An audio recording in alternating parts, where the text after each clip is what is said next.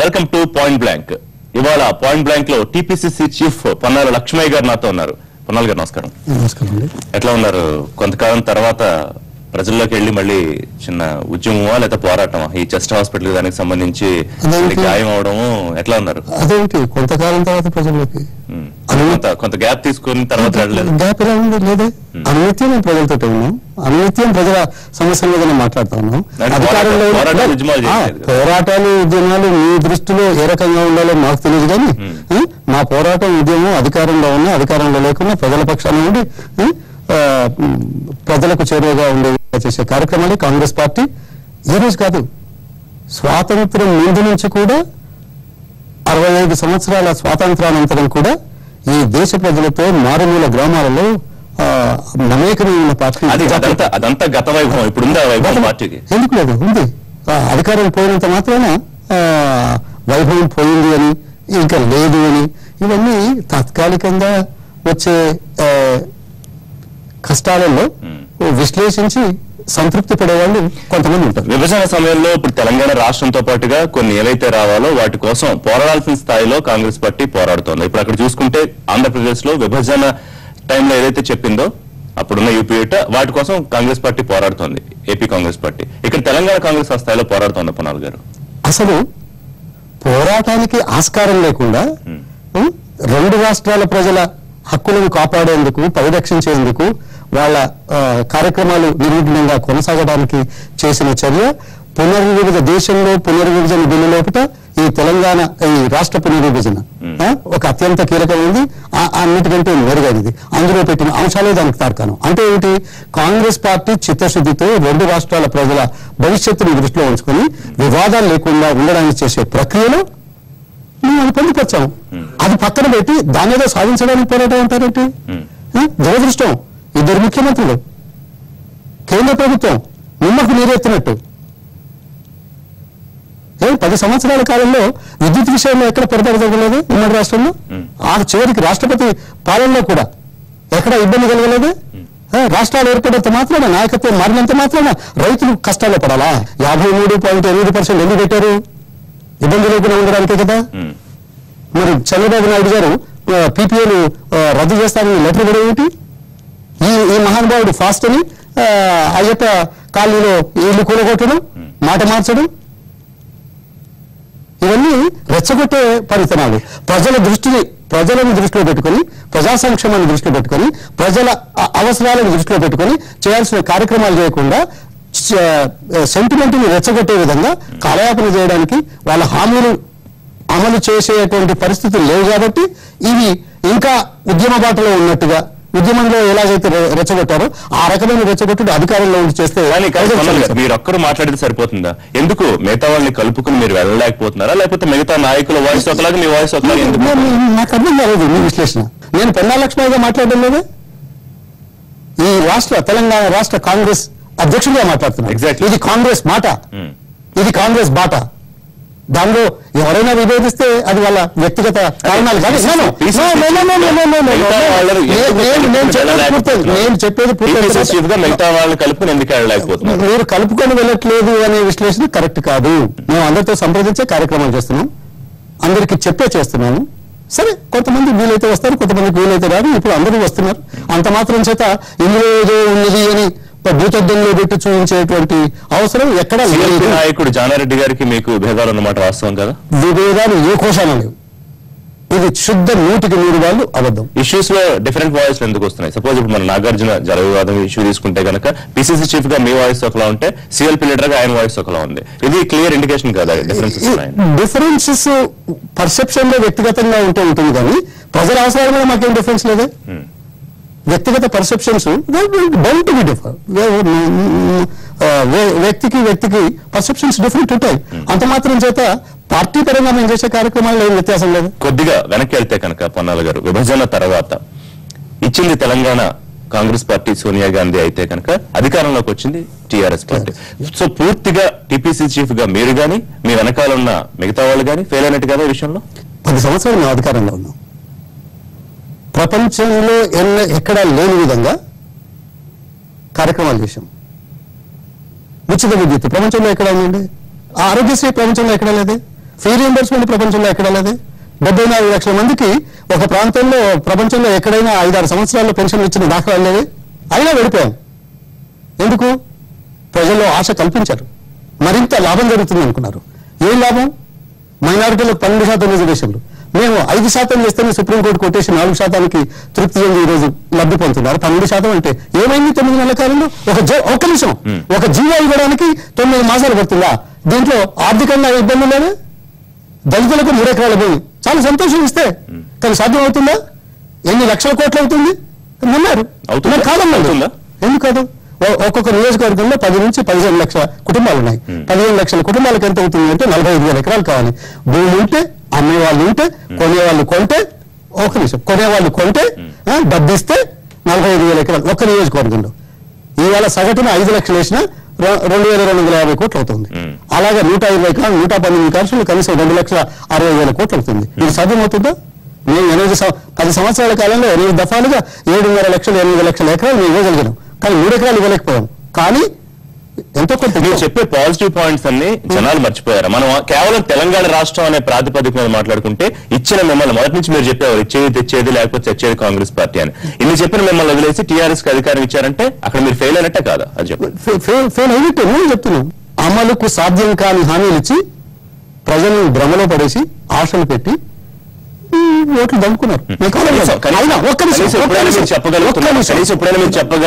ప్రభుత్వానికి ధీటుగా మీరు నిలబడగలుగుతున్నారా? మేము నిలబడగలుగుతున్నాం. మేము ప్రజల పక్షాన ఉన్నాం. మీకు ఆ సందేహం అక్కరే లేదు.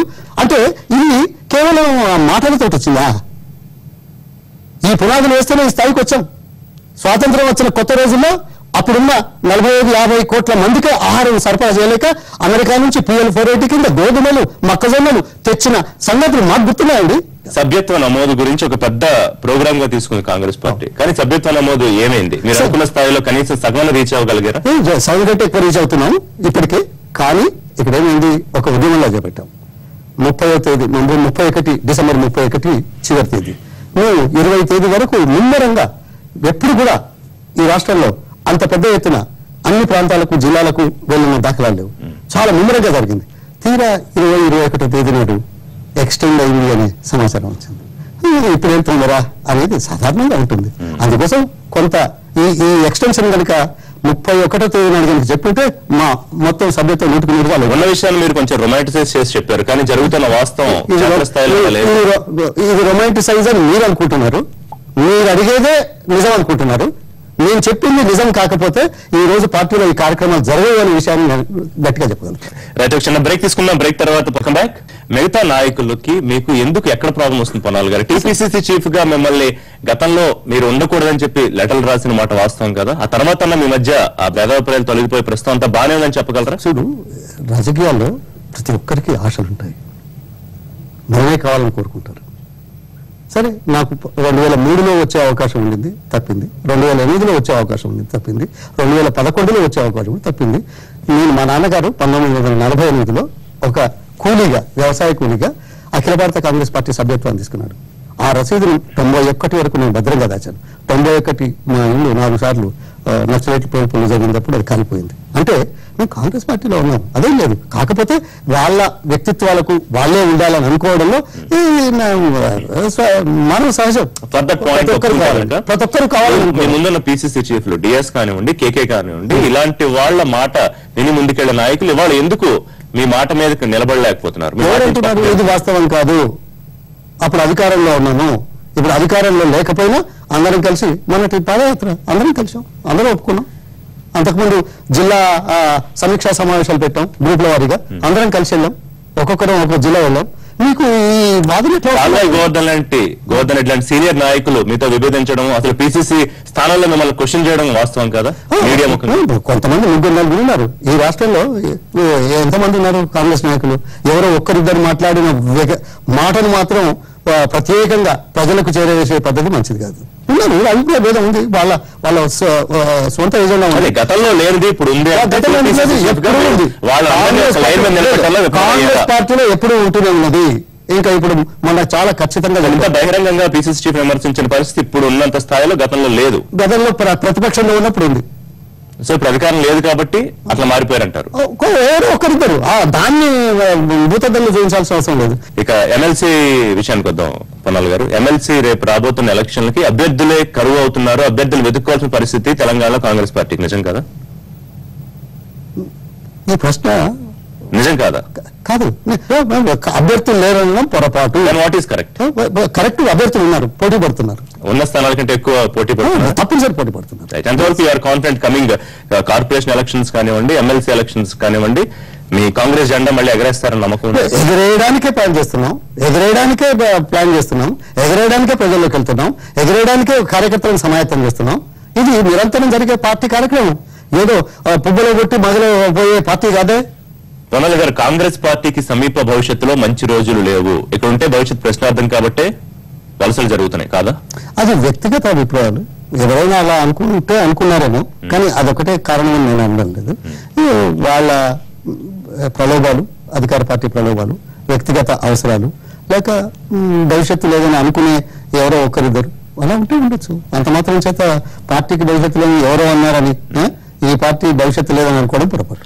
2019లో టీఆర్ఎస్ తప్ప తెలంగాణలో ఇంకో పార్టీ ఉండదు అని కుండ బద్దలు కొడుతున్నారు తెలంగాణ ముఖ్యమంత్రి. కనీసం దానికి రిటార్ట్ ఆ స్థాయిలో ఇవ్వగలిగిందా తెలంగాణ కాంగ్రెస్ పార్టీ? అది నాకు అర్థం కాలేదు. చరిత్రలో ఇలా మాట్లాడిన వాళ్ళు ఏమైపోయారో నాకు తెలియదా? రిటార్ట్ ఇవ్వడమే కాదు, చేసి చూపెడతాం కూడా. ఏది కాదు, ఇలా అన్నవాళ్ళు చరిత్రలో మంట కలిసిపోయారు. అహంకారం. బట్ అప్పటికే పరిస్థితులు మారలేదంటారా? పరిస్థితులు మారినా ఇటువంటి పరిస్థితి ఉండదు అనేది మళ్ళొకసారి అవుతుంది. స్మైలింగ్ ఫేస్ తో అవతల వాళ్ళ మనసు కూడా ఉత్సాహపరుస్తారు, కానీ సీరియస్ గా డీల్ చేయాల్సిన ఇష్యూస్ ని కూడా పొన్నాల నాన్ సీరియస్ గా టేకప్ చేస్తారు అనే మాట ఎందుకు వస్తుంది? ఎవరి అభిప్రాయాలు వాళ్ళే. పాదయాత్ర సీరియస్ గా చేసిందా, నాన్ సీరియసా? అదేవిధంగా భరోసా యాత్ర సీరియస్ గా చేసిందా, నాన్ సీరియసా? రైతు ఆత్మహత్యల పట్ల స్పందించింది మొదలు మేమా మరెవరా? అది సీరియసా, నాన్ సీరియసా? సరే, ఎప్పుడో నవ్వుతాను. నేను అదే అసెంబ్లీలో చెప్పాను పెద్దవాళ్ళకి. నవ్వడం ఒక యోగం అంట, నవ్వించడం ఒక భోగం అంట, నవ్వలేకపోవడం ఒక రోగం అంట. అంత మాత్రం చేత సమస్యల పట్ల, అవకాశాల పట్ల మీరు అసెంబ్లీ అన్నారు పొన్నాల గారు. అసెంబ్లీలో సిఎల్పి నాయకులు ప్రతిపక్ష పాత్ర పోషిస్తున్నారా లేకపోతే మిత్రపక్షంగా వ్యవహరిస్తున్నారా? ఆయన ప్రతిపక్ష నాయకుడే. అదేంటి? అదే డౌట్ వచ్చింది. ప్రతిపక్ష పాత్ర వ్యవహరిస్తున్నారు. ఆ డౌట్ కు అర్థం లేదు. ప్రతిపక్ష పాత్ర పోషిస్తున్నారు. ఇష్యూలు జరిగిపోయిన కొంతకాలానికి, అంటే మనకు సామెత ఉంది గతంలో, దొంగలు పడిన 6 నెలలకని. ప్రస్తుతం తెలంగాణ కాంగ్రెస్ వ్యవహారం అలా ఉందని అనిపించట్లేదా? ఇది ఒక 130 సంవత్సరాల పార్టీ అండి. అధికారంలో 10 సంవత్సరాలు ఘనంగా చేసి ఉంచాం. అటువంటిది ఏదో మంట కలిసిపోతుందని ఇలా మాట్లాడడం అది ఏ ఒక్కరికో పరిమితం, అది అందరికీ పరిమితం కాదు. దానం నాగేందర్ మరి శశిధర్ రెడ్డి వీళ్ళిద్దరూ మీడియా ముఖ్యంగా బహిరంగంగా వాళ్ళ మధ్య విభేదాలు వచ్చి అది కాంగ్రెస్ పార్టీ పరువును మంట కలిపేది కదా, వాళ్ళ మీద కనీసం షోకాస్ కూడా ఇవ్వకపోవడానికి కారణం ఏంటి? కొంత ఆవేశంగా మాట్లాడుకున్నది వాస్తవమే, కానీ వారం రోజులు కాకముందే అందరం కలిసి మళ్ళీ పనిచేశాం కదా. సో ఇది మానవ నిజం, కొన్ని లోటుపాట్లు, లాంగ్ రేంజ్ ఆలోచన. తెలంగాణ ముఖ్యమంత్రి కేసీఆర్ మీద అనేక ఆరోపణలు చేస్తూ ఉంటారు, కానీ ఒక్క ఆరోపణ కన్నా మీరు ఆధారాలు చూపించగలిగే పరిస్థితుందా?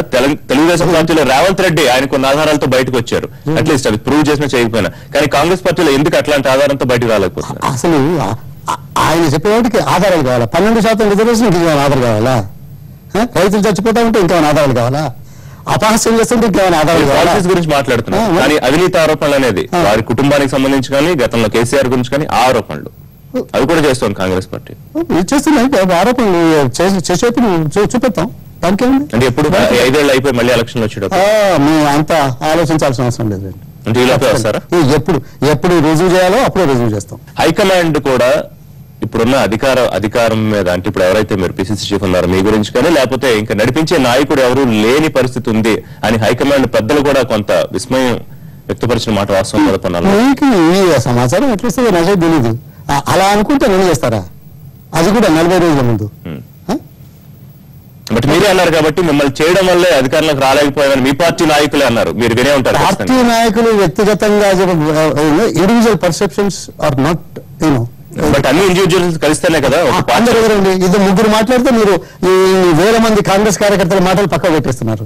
అదేదో ముగ్గురు మాట్లాడిందే ప్రధానంగా ప్రచారం చేయడానికి దోహదం జరుగుతుంది. సో కార్యకర్తలందరూ మీరే ఉండాలనుకుంటున్నారు పిసిసి చీఫ్? కార్యకర్తలు కాదు, మెజారిటీ కార్యకర్తల అభిప్రాయాల మేరకే కాంగ్రెస్ పార్టీ ఆలోచించి నిర్ణయాలు తీసుకునే దానికి అందరూ కట్టుబడి ఉండాలి. ఎవరైనా కాంగ్రెస్ పార్టీ చేసిన నిర్ణయాలకు విరుద్ధంగా మాట్లాడితే అది పార్టీ వ్యతిరేక చర్యగా భావించాల్సి వస్తుంది. అంతేకాని వాళ్ళేదో మాట్లాడారని నేనేదో ఇదైనానని అనుకోవడం పొరపాటు. నిష్ఠానం కనుక నిర్ణయం తీసుకుంటే పిసిసి చీఫ్ మార్చాలని what is your immediate reaction? Reaction ఏంటి, మేము పార్టీకి కట్టుబడి ఉండేవాళ్ళం, వాళ్ళ నిర్ణయానికి కట్టుబడతాం. పాయింట్ బ్లాంక్ మీరు గతంలో నీటిపారుదల శాఖ మంత్రిగా ఉన్నప్పుడు అనేక ఆరోపణలు వచ్చాయని చెప్పి ప్రస్తుత నీటిపారుదల శాఖ మంత్రి హరీష్ రావు తీవ్రమైన ఆరోపణలు చేశారు. వాటికి ఏంటి సమాధానం? నేను వాళ్ళని ఎత్తి చూపుతున్నాను కాబట్టి నా మీద మరోసారి ఆరోపణ. నా మీద వచ్చిన ఆరోపణ అనేది సిబిఐ దాకా వెళ్ళాం. ఇది చరిత్ర సాక్ష్యం. ఈ దేశంలో ప్రపంచంలో మొట్టమొదటిసారిగా నీటిపారుదల ప్రాజెక్టుల మీద 48 ప్రాజెక్టుల దగ్గర అన్ని రాజకీయ పక్షాలతోటి, మేధావులతోటి, నిపుణులతోటి చర్చించిన చరిత్ర మాది. అది మొదటిసారి చేసింది.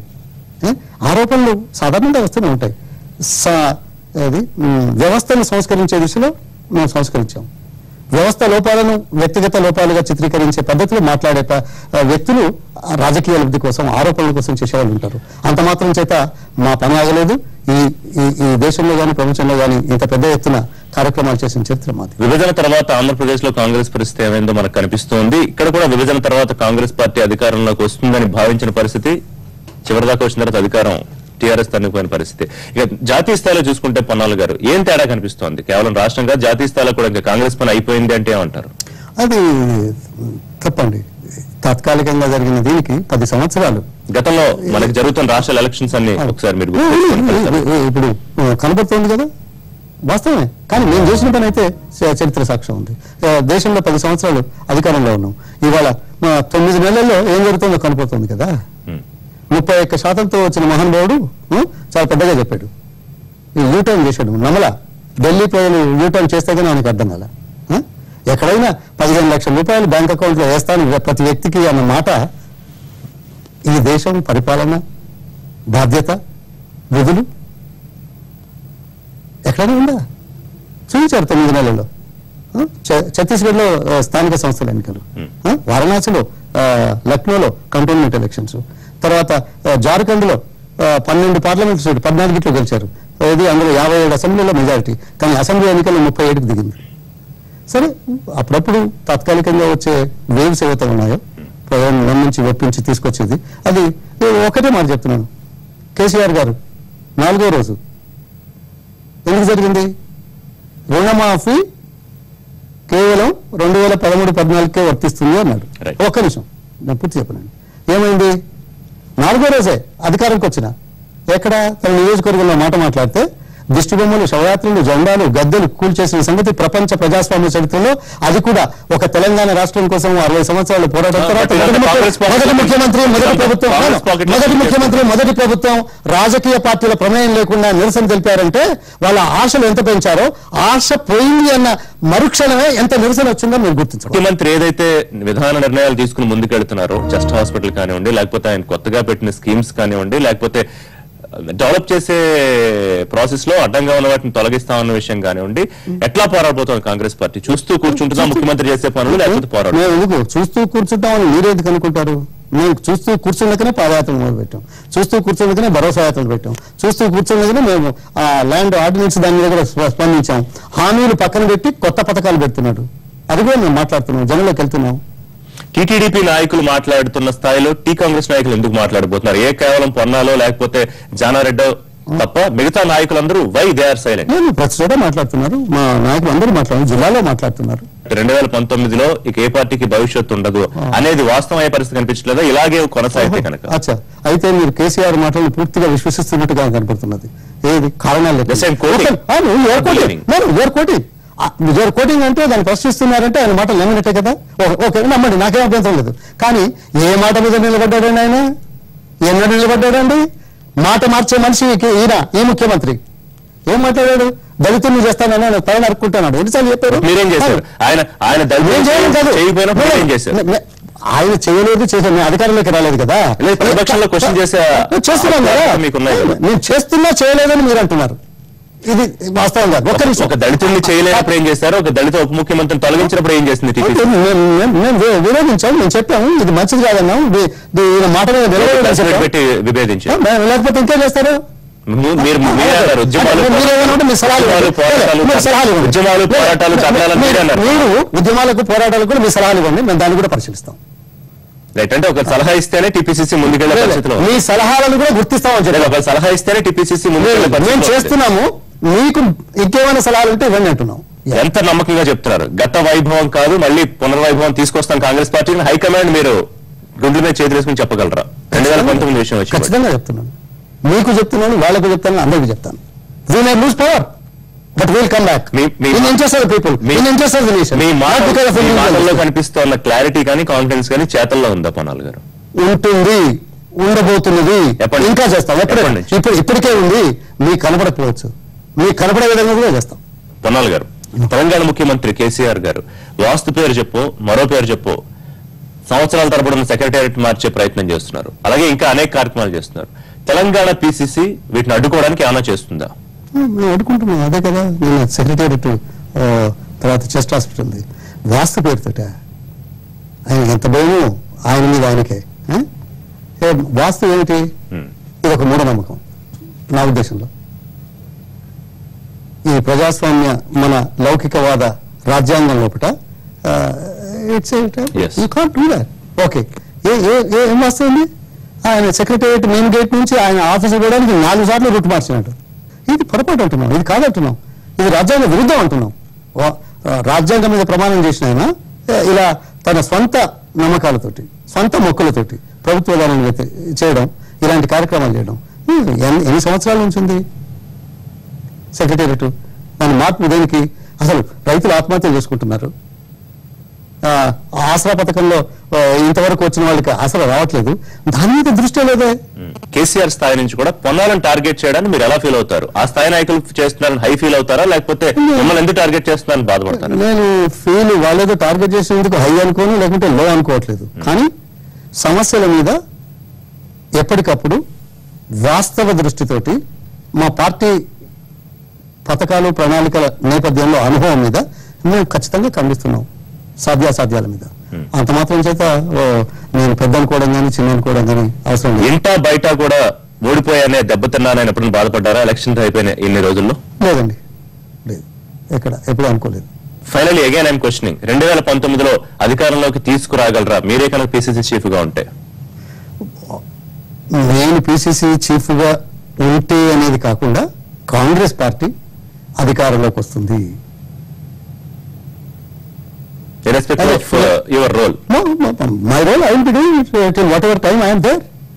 నాయకుడిగా ఉన్నా లేకపోయినా నేను ఉన్నంతకాలం నేను చేసే పని చేస్తాను. కాంగ్రెస్ పార్టీ గట్టి పునాదుల మీద ఉంది, ఏదో నేను ఉంటేనే వస్తుంది అని చెప్పుకోవడం మంచిది కాదు. థ్యాంక్ యూ పొన్నాల గారు, పాయింట్ బ్లాంక్ లో పార్టిసిపేట్ చేసినందుకు. ఇది టీపీసీ చీఫ్ పొన్నాల లక్ష్మయ్య గారితో point blank. Thanks for watching, keep watching NTV.